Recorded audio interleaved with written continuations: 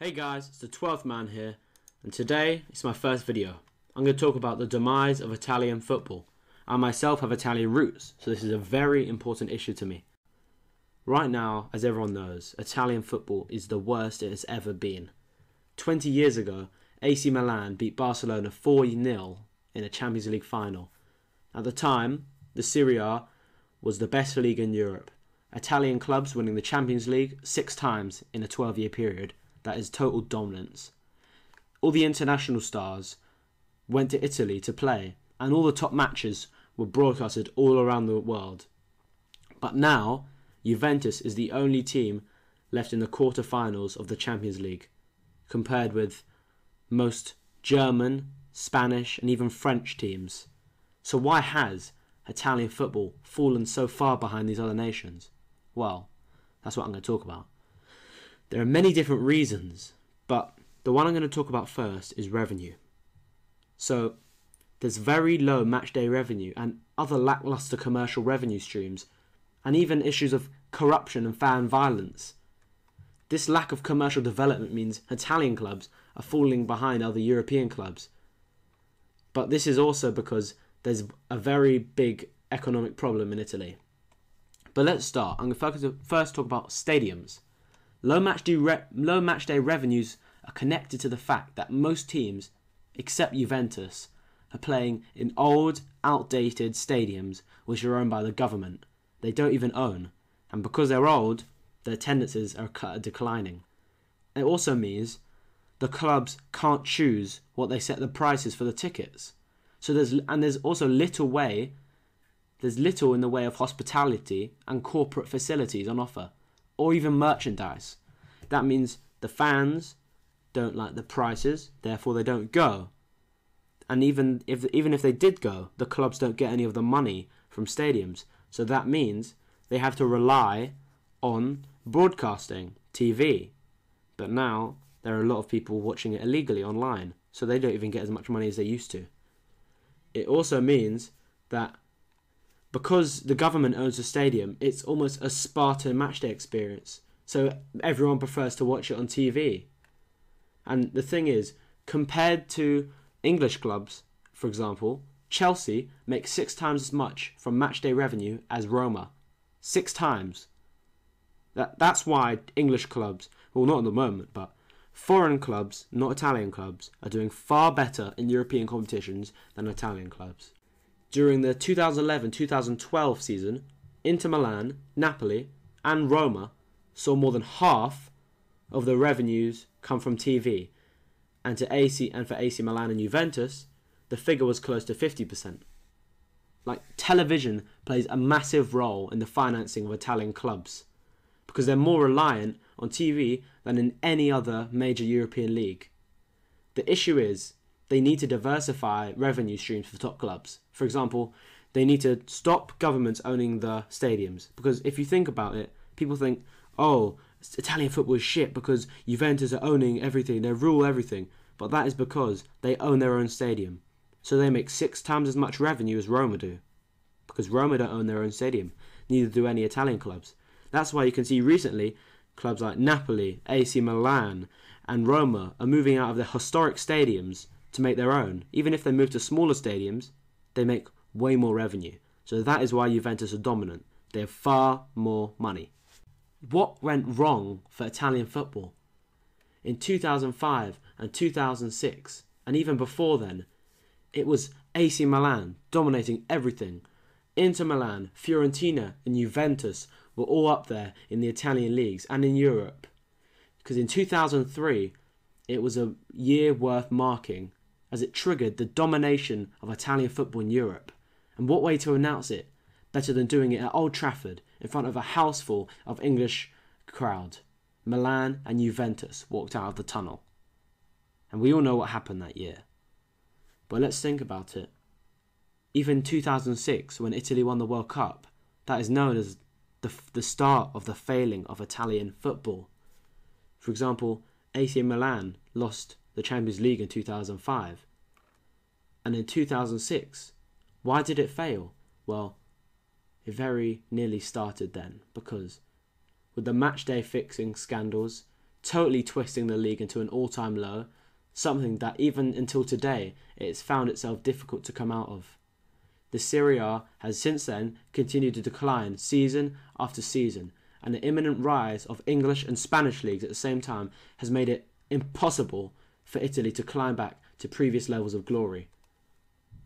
The big matchday fixing scandal crippled Juventus and hence the Serie A. Juventus was one of the biggest teams in Italy, having won many championships. Because of their matchday scandal, they got them all taken away.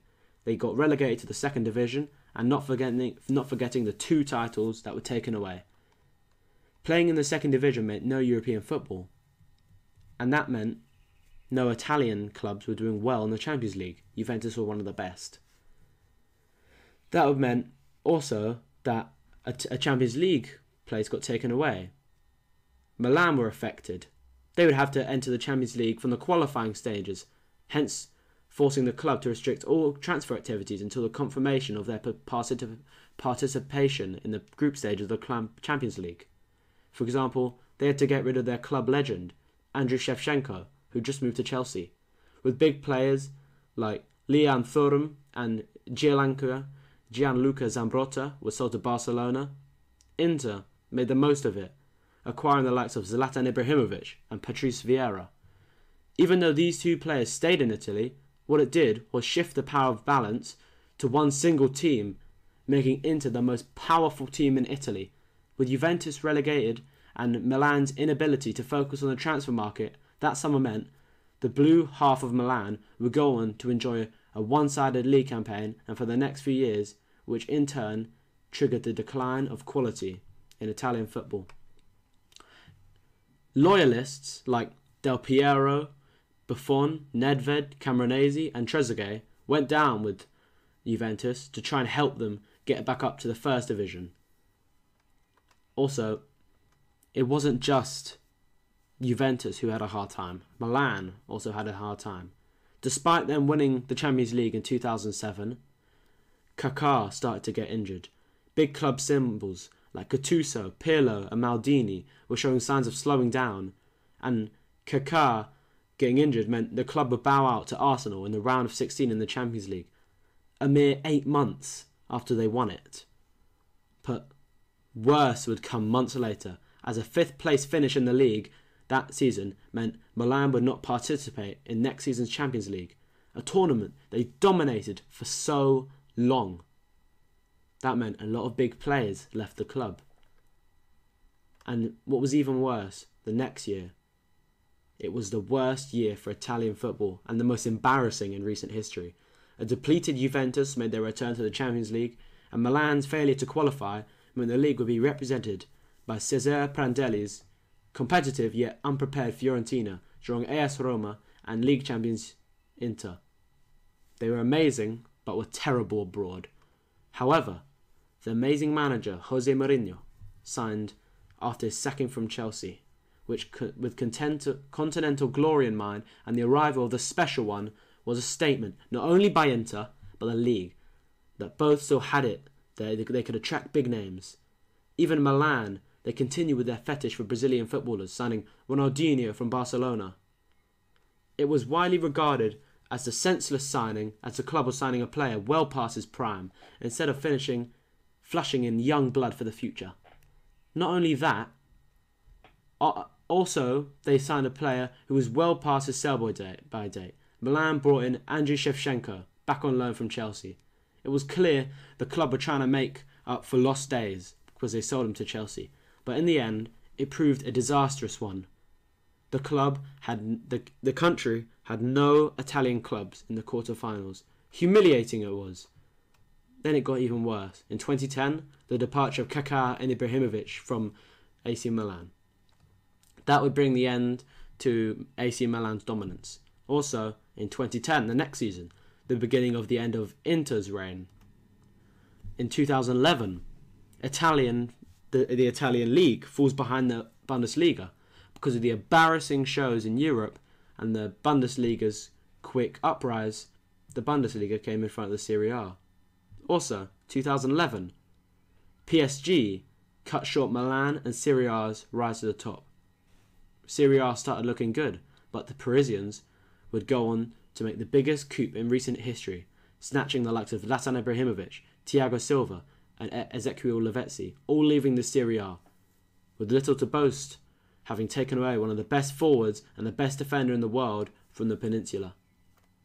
This was the worst time in Italian football.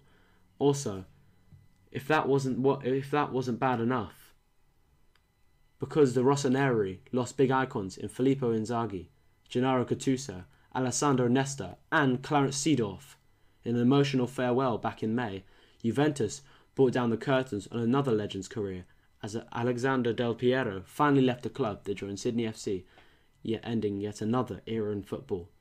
Not only the clubs, but the whole Italian league is in a state of transition, but their failure to comply with the financial power of Europe means more and more investment is being made in the youth of the country, and even though the league has been approaching a slow death, we can only hope that they come back up and get back to amongst the very best in Europe.